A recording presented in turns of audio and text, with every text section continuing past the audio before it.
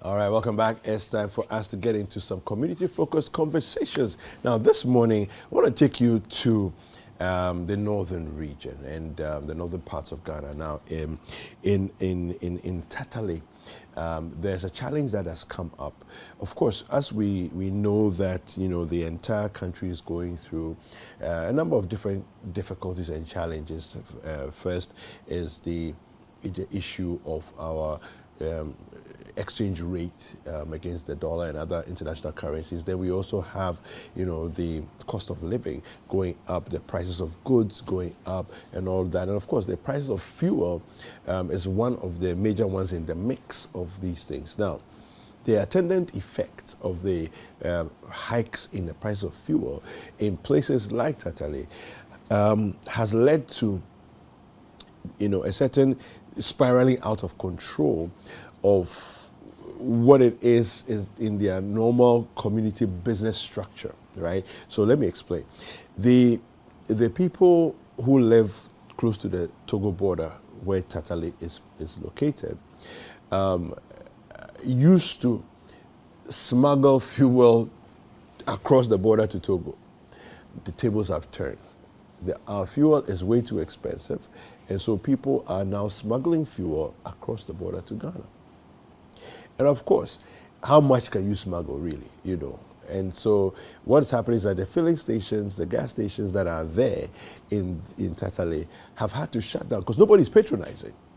Well, our colleague in that part of the country, Mohammed Aminu Alabira, has brought us this report. Let's take a look. We'll come back and then we'll talk to some people who understand what's happening on the ground a bit better. As the economic crisis in the country continues to hit hard, prices of fuel in Tatale is now creating problems. The area, which is close to Togo, now largely depends on fuel from the neighboring country because of cost. All 5 fuel stations in the area have collapsed. Interestingly, we have taken over the premises of the collapsed fuel stations. Residents in Tatale say the collapse of the fuel stations is as a result of the hikes in price which the operators are unable to afford. But Citi News got one of the managers of the fuel station. He said the residents are partly to blame for the closure. He said because Tatale is very close to Togo and the fuel there is low in terms of price, they rather prefer to buy smuggled fuel. This, he says, is causing them to run at a loss. The manager spoke off camera. The station is down. Our last fuel we saw was from 16th of March 2022, before the station went down. The greatest problem with this year is the fuel smuggling from Togo and Nigeria into the borders. Wow. It's really affecting us. Tell me about that. This thing is that because the neighboring country fuel, like the quality of it is a bit low compared to Ghana. Okay. And it's cheaper too. So people been biting by the economy hardship. They don't have any means. They resort to those kind of things. They resort to even knowing that the fuel is of inferior quality, but they prefer it than buying the Ghana own in high cost. But after the increment started, the station had problem and then they have to close down. They were not able to meet the supply. Okay. So that was how come this one went down. Okay. So as it is now, when can you give timelines maybe by which time you could come back to operation? For that one is we are not certain of when we'll start with operation. So as you are now, what exactly are you doing here? For now, I was here to do some clearance because any moment from now we are, there's bushes around the station. Yes. So any moment from now they can burn it and the station will be affected. So we have to get some people who will play around. Some of the drivers have been expressing their frustrations to Citi News. You need diesel untina ya na ko to untina ya na bia ba no mo de you need filling station untina mo de fuel na to na ba ma ya petrol pra moto fo kura ya na bot fo kromna ya na ali ni filisi you tam with the Ghana it mean to Ghana ya kasa ya krom diesel kura it mean to entina ya koto. Meanwhile, drivers and passengers say the closure of the fuel stations is affecting their businesses. Enso driver mfo ezi akura ntimi mba koma ya yire mu kura no me yire mienu ba kwa jam o se ezi ntimi mba koma ezi an fuel no so ezi Togo ya Tatale border Togo ne eto no na eba enti yesra ban se yesra na ne die mu ye na ye nsa bako ya no a efiri ye nsa nko ya na so a efiri no ti e be sra o mo se fuel no o mramra fom yesra ban wo ma diesel no bra fom kakra because say the diesel boy the passengers ntimi furu car amanyina ko mudi cars jina o je before no muntimi ko di joani bo uko jo so ko to ni mo kura ko na edi de en do mu to to go nde enye ma machine better ya awon trenti na ma o motor ni sa. All right, so that's what's happening over there in Tatale. It's a bit of an ironic situation that we find ourselves in. There's a time when, for years and years and years on end, it was one of the problems that we had to deal with. It was one of the challenges that we had to fight, hard to stop people taking fuel out of the country because we had one of the cheapest fuels across West Africa. Now the tables have turned. And if we are not careful, across the perimeter of the country, the border towns, this is going to start replicating itself. Okay? And we have to be careful, to do things, to make sure that, put measures in place to make sure that these things don't happen. All right. Now, businesses, as much as we're trying to spark the economy and revive the economy and get things working positively again, one of the things that doesn't help is this kind of situation where, by no fault of their own, it's just way too expensive to live buying the fuel that is there, and so the fuel stations, their running costs are too high. They've had to shut down. All right, nobody's patronizing the fuel, or very few people are patronizing the fuel there, because they are rather buying from across the border. All right, which of course we know it's illegal. But we want to hear from you. If you happen to live on a border town, whether you are on the Lubu side, you are at Flao, you are Paga, the Burkina border side, whichever border town you find yourself, and you're watching us this morning, let us know what are some of the difficulties that you're experiencing, particularly on this conversation of fuel, but just generally as a border town. What are some of the challenges that you're facing because the cost of living on the Ghana side has shot up, in the last few months, quite a bit. So what's the experience for you, and what's that like? How's living like? On the border? You use the number 0550585832. It's our WhatsApp line here at Citi TV. Let us know what you're going through. Let us know what you're thinking. If you happen to, maybe you don't live there, but you traveled to a border town recently, what was your experience as well? Let us know. And if you happen to be watching us on our streams, kindly use the hashtag Breakfast Daily for us to hear what it is that you're thinking. I feel that it's an important interventions are needed at this point in time. We cannot continue like this. And I want to say a big thank you to Mohammed Alabira for bringing us that report, because something like this can easily go unnoticed in the rest of the country. It's just like it's happening in a tiny little town, but it's not gone unnoticed. Alabira is on the line with us this morning. Mohammed, good morning. Good morning, boss. Yes, Ayaji, how are you doing? I'm doing well, sir. It's good to hear from you. So, thank you, boss. Give us a sense for people who are watching and they are not quite sure where Tatale is located exactly. Give us a sense of the geographical location of Tatale, and then we'll get into the conversation. Thank you, boss. Tatale is located on the northeastern corridor. The extreme northeastern corridor. From Yendi, you move to Zabzugu, from Zabzugu to Tatale. So Tatale shares borders or boundaries with Zabzugu and Cherpuni in the northeast region. Okay. All right. What's the name? Saboba. Saboba, that place. Yeah. Okay. All So, right. and it is then from Tatale you are moving to Togo. Togo, there are families in Tatale and Togo. So just like like Jamestown to what's the name? Rolly Park.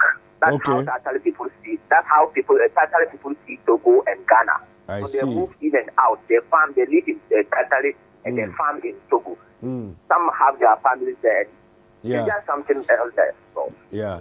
No, I mean, we have similar situations in at the Alubu border in Norway. Norway and Alubu are close together. Families live on either side. And then, of course, Aflao too is similar, where people live on either side. Yeah. So talk to us about this fuel situation that's happening in Tatale. When did things become critical? When did you come to your attention that things have become critical? Yes, thank you so much. Yeah, this became critical in about a month now. Okay. Actually, what happened was that I saw this thing in Bimbila. Okay. There was a day I was outside and I saw a car fully loaded with yellow jerrycans. And I asked her, where is this car going to, and what is it that it has loaded that way? And people told me, they are going to bring fuel from Togo. I said, hey, so people in Bimbila too now depend on that. Yeah, so when I went to town and I saw that the tabletop bottles that they are selling was actually happening. So in the day I was going to Tatale, I actually had a conversation with the dealers in Bimbila that when I return, I will surely come to them so that maybe we can see what we do.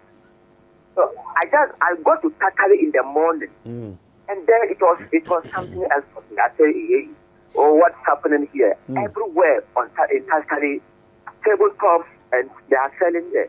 So I tried to had an interaction with some of them, and they told me that, Tatale here, we don't have a fuel station. That all the fuel stations, about 5 of them, have all collapsed. I say, hey, so how do you get fuel? They say, they get it from Togo. So then I started to say, no, then this is very interesting. Let me see what can be done about it.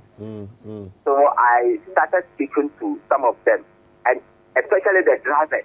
I first started with the drivers. They were complaining. So I tried to find out from them, how are they able to fill their cars? Because actually to the nearest place is Zabzugu, and Zabzugu too is also the same thing. So if a car loads from Tatale, then the nearest place he can get fuel to a fuel station to buy is Yenzi. Okay, wow. So that's quite a distance. So if they are coming, how do they get there?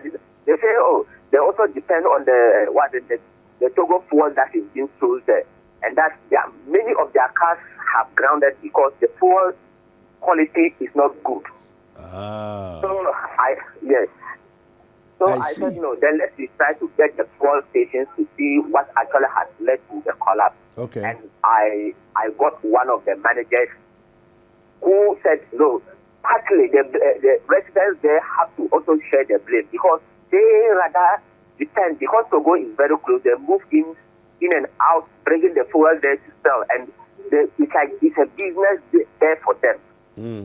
And it's affecting the fuel stations there, that they are unable to meet the supply and things. So it is better for them to close down rather than in there. So that was why the fuel stations have collapsed, allowing the people to continue with their business. So this was what happened. I see. Now, have you been in touch with any of the managers of the town, as in DCE or anybody in that level, that rank, the regional minister or anybody, to find out if they are aware of the problem and what it is that they are doing or planning to do to try and reverse things? Yes.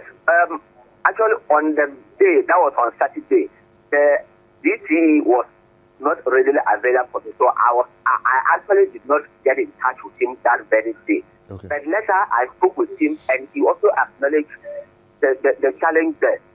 Then, for now, he doesn't actually know what the things are on the ground to see how those things could be solved. That was what the DC told me.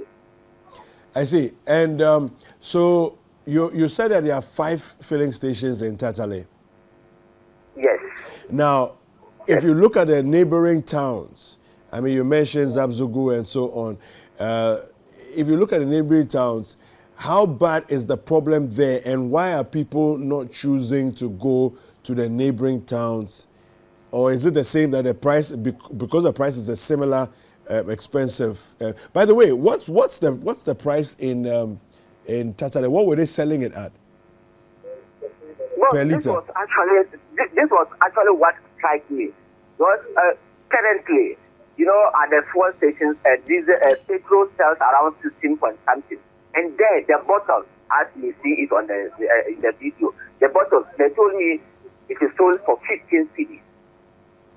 I see. So I was asking myself, 15 cedis and this fuel station system, what is the difference?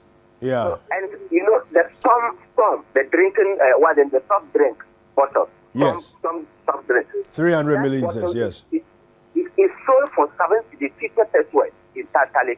And I was asking myself, hey, this one, if you put it in a motor, how long can that take you? Yeah. Yes. And your earlier question about how, like, Zabzugu has 3 fuel stations. Okay. If you are moving from or leaving Zabzugu towards Tatale, two stations are there. And actually, Zabzugu too, that same problem is coming there because some of the filling stations too in Zabzugu have also collapsed. When you are leaving Zabzugu to Yendi, there is another one there. That one is still operated, and that is where most of the residents in Zabzugu also depend on. So sometimes, okay, it's just the so price difference that is encouraging them. So, Mohammed, let's do something here. Let's try and create sort of like a mental map of what's happening in the northeast region. So we have Tatale, we have Zabzugu next to it. What other towns are there now? We have Saboba. Saboba, yes. Any other towns close by? Saboba, the next one is Yendi, which is a bit far. Okay, Then so from Saboba you move to Cherpuni. Okay, so Cherpuni, Saboba, Zabzugu, and Tatale. Now, if there are 3 filling stations in Zabzugu, which is it's very likely that this problem is going to hit Zabzugu soon. Yes. By the end of the year, do you see any of these towns still running their filling stations? I mean, we have about, let's say, give or take 5 weeks to go to the end of the year. What do you see happening? Boss, if things will continue this way, then I'm afraid by the end of the time you gave, maybe some of the filling stations will still go down. Like I told you earlier, this thing is not only happening around that place. In Bimbila, where I am currently, the Togo fuel is being sold in Bimbila now. Really? And every day cars move with yellow cans and things. They go there to bring the fuel to Bimbila as we speak now. If you go to Bimbila town right now on the road, you will see them on the road.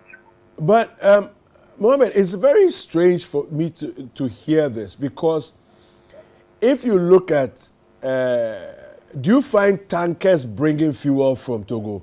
Tankers? Or it's just jerry cans and gallons? Yes, it's just no car or no tanker bring fuel from Togo. So then it must be another challenge for the people of Tatale. Yeah. Is that yes, actually the road too is a problem. Okay. Tankers moving from Tamale or Yendi all the way to Tatale is a problem. Okay. The road is not good. So passengers on that stretch, they always complain. I see. Myself, when I was going, actually I went to hell on the day. The road is bad. So there is a contractor actually on the road working. But from Zabzugu to Tatale, nothing is happening there. And there, but the road is terrible. So is it also possible that maybe the supply end of things, providing fuel for the filling stations in Tatale is also challenged in the sense that the drivers have to go through a lot more cost to bring the fuel to Tatale than is worth for them. And so, at this point, it's really a matter of leaving the filling stations to their own, devices. Exactly, boss. That is actually the main problem there. Sometimes the suppliers feel that moving all the way from wherever, or the Accra or Tema to Tatale, looking at what they will go through on the way, is terrible. One of the fuel stations, Gulf fuel station there, the manager told me that one collapsed since March this year. And another station is coming to take over the place. That is the Power Energy. They are coming to take over the place. Okay. And they have also done some small renovations there, and so now they don't know their whereabouts. I see. They are also maybe still studying the place to see what will happen. But that was actually what happened. Okay. All right. Thank you very much, Mohammed. Thank you for speaking to us this morning. We're speaking with Mohammed Aminu Alabira, who is Northeast Regional Correspondent, bringing us an update there. We want to speak to Hudu Umar, who is the manager of one of the filling stations, the Gulf Filling Station in Tatale. Mr. Umar, good morning. Good morning, sir. How are you doing today? I'm doing good. How is your station and the viewers? Well, we are very well, thank you. Thank you for joining us this morning. Now, let me just quickly read something to you and for the benefit of our viewers, and then I want you to comment on it as you're hearing it. It says here, similar situation that's happening in Tatale is happening here in Zabzugu, and everywhere within the township, one can find tabletop bottles of fuel. It appears every resident has resorted to the patronage of Togo fuel. The worrying situation is also that one of the 7 fuel stations has been closed down due to this. This is coming from a gentleman called Abdul Fattah. Now, I know that all your stations in Tatale have closed down. Right now, they're saying that one of the stations in Zabzugu has already closed down. Hudu, what's going on here? What's really happening? It's not really something we are happy about. It's really affected. It has affected us and it's still affecting us. The situation is very strange one for us because we have been in Tatale since 2015, being in fuel business or being in filling station. Okay. This is the first time I've seen this kind of crisis on the fuel stations. Now, during those times, they used to come there. Our fuel was cheaper, and then they used to come to smuggle in to Togo and go. Yeah. But now, it be like everything has changed. It's not the other way around. Yeah. Yeah. Now, talk to us about. So there's one thing is the fuel prices. What was the last price you had for super before you closed down? The last fuel we sold before we closed down was on 15th March of this year. And our last price was for super was 99 per Suez. I see. You closed down in March? In March. Wow. That's a long time ago. So that's even before the prices started going up, because right now in Accra we're buying super at 18 cedis, 17.99 and so on. Our problem is not only on that, it's multi-problem. Talk to us about the issues. The road itself, the drivers coming down here was always complaining, especially when it was in the rainy season. Coming from immediately when you step out of the tar road from Yendi to Zabzugu, you have to suffer to Tatale. The road is not in good shape. Okay. So that one was there, and then this constant price hike, is also biting hard.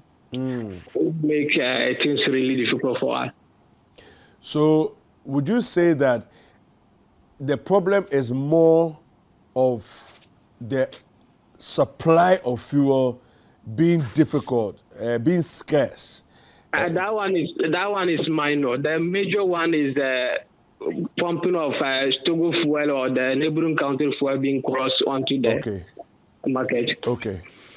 So it's definitely the price difference is really the major challenge. The price difference is the problem.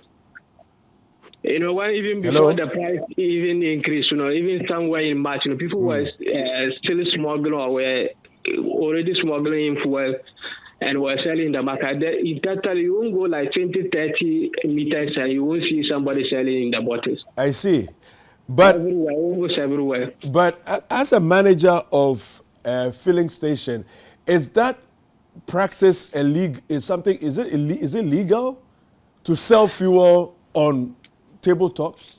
We know it's not legally, but you know where we find ourselves in the country. So now we don't. Is now on to the security agencies to now do something about that. We even learn some of them know also aid in helping those who smuggle in. All right, Umar, thank you very much for speaking to us this morning. We appreciate your time. Yeah, we've been speaking to Hudu Umar, who is a manager of one of the stations that has gone down and closed down. There doesn't seem to be any end in sight to this challenge because, like he said, the problem is is hydra-headed, really. You know, so you have the issue of the cost of transporting fuel to Tatale is more expensive, and the drivers don't want to do it because the road is terrible. You know, he said by the time you cross from Yindi to Zabzugo, there's no tarred road left to go all the way to Tatale. You know, and so they really don't want to do the journey. And so as far back as March, you know, they've not had fuel supply. So they, as a station, have already closed down since March. But then the bigger challenge today is that the fuel from across the border is way cheaper. So then everybody is gone into the business of selling fuel. All right. So we want to speak to the DCE of the Tatale. He is Honorable James. He's joined us on the set this morning, on the line this morning. Good morning, Honorable. Yeah, good morning. How are you? Very well, thank you. Welcome to Breakfast Daily. Yeah, go ahead. Yes. So, talk to us about the extent of the challenge that you're facing in Tatale as we speak, as far as fuel, access to fuel, Ghana produced fuel is concerned. Yeah. It's very dire. We are in a very serious situation. And so, all the 5 filling stations have closed long ago. When did the last one close? About 3 months ago. Okay, so that means that the last one closed before we even got to the point where Super is being sold at 17 cedis. You know what? I'm in a car, so don't worry. There will be some breakages, but I'll hear you. No problem. So I'm asking that it looks like the last one closed down before the price even hit 17 cedis for Super. Oh, maybe make a room. Honorable, can you hear me? Yeah, go ahead. Yeah. So, what for you, as far as you're concerned, what's the major cause of the closing down of these filling stations? The major cause, I can explain one cause. I can't explain the others. Okay. You see, maybe it's because of the road. But apart from being because of the road, maybe people just thought economically they will not be able to sort of function so well. But the particular one, because they call it films, I think the reason is because of mismanagement. Okay. And I'm saying because of his management, because it looks like the boys working there, they have found themselves some chaos after the whole station closed. And I'm asking, how do they get the money to stop the shop? Okay. Wow. I see.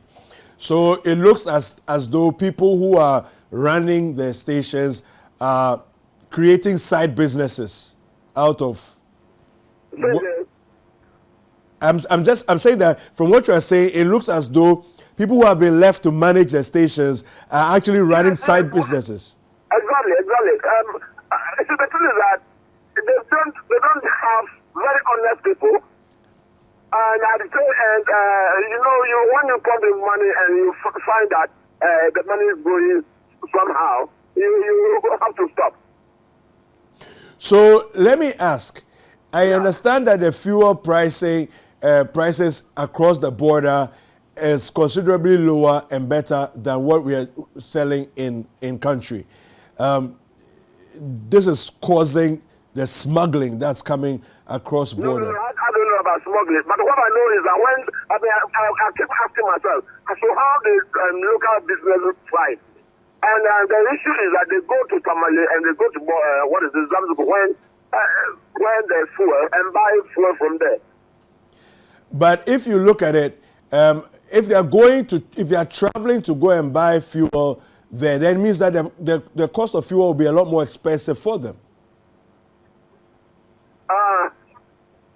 Am I making sense? Yeah. What I'm saying is they will have to buy from the Yendi. Yes. So that's what we expect. But they see, I don't know. I just don't know the magic. No, but okay. So how do you explain that almost every household seems to have a tabletop business where they are selling fuel on the tables? If there's no smuggling. I'm saying that. I don't know. You remember my house is a little bit far from the town. From the town. Sorry, can you repeat yourself, please? What I'm saying is that my house is a little bit far from the town. Okay. So I don't go to town often because of some artists, and I don't know the exact situation of fuel. But what I know is that most of them come to tell me that they buy fuel from liberal. I mean, either Zamzugu or Yendi. That's what they tell me. Okay, Honorable. It seems I find it a bit challenging that the entire district is under your care. So your house, your home being a little far from the town. I'm not sure how that is even a factor because the entire district is under your care and supervision. You should know what's going on everywhere and find the underlying reasons for those things happening. Oh, yes. Yeah.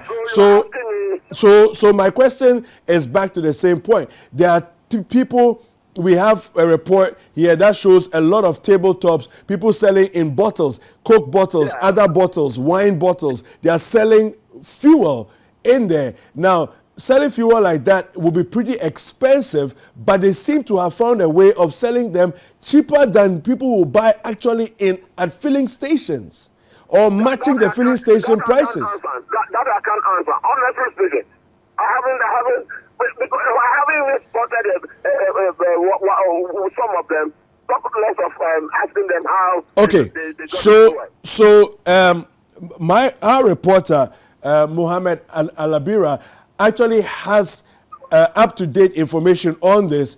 I would please ask your office if you can get in touch with him because he actually brought us a full report showing us, we've seen the filling stations, we've seen the filling stations which are quiet, nobody's selling fuel, but we've also seen tabletops and you see fuel in gallons and in bottles.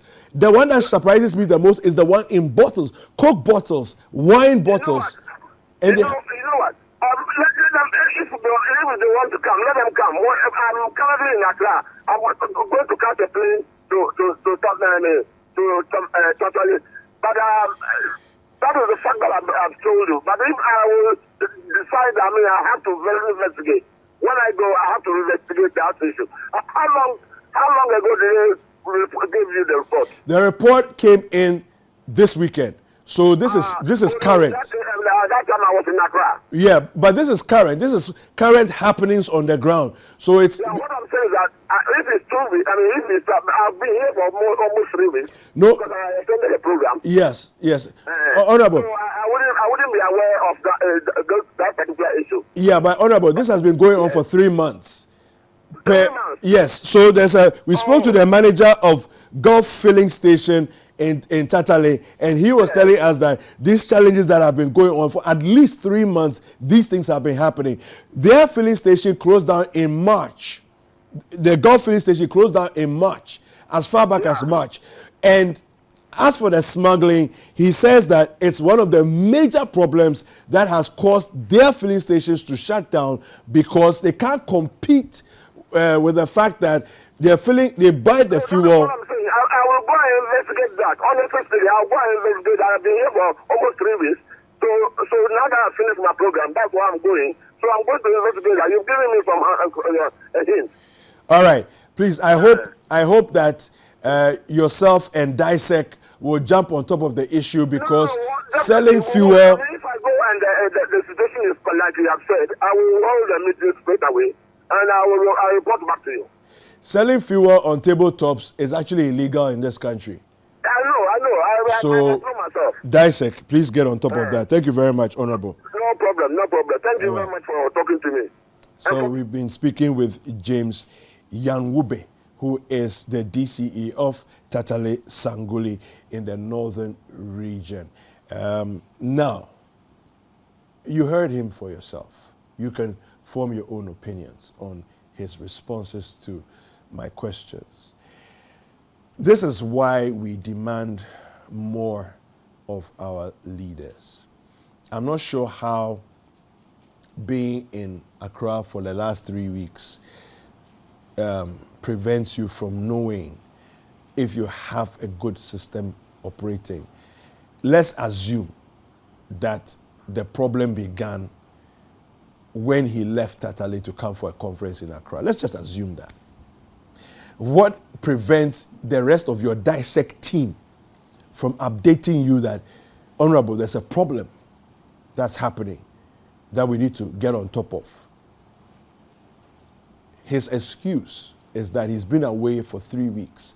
Meanwhile, you heard Umar Hudu telling us that at least 3 months, this current problem has been going on for at least minimum 3 months. They themselves closed down in March. Mr. President, you've sent people to places to do jobs that they are not doing. So it's coming back to you. IGP, people are selling fuel on tabletops.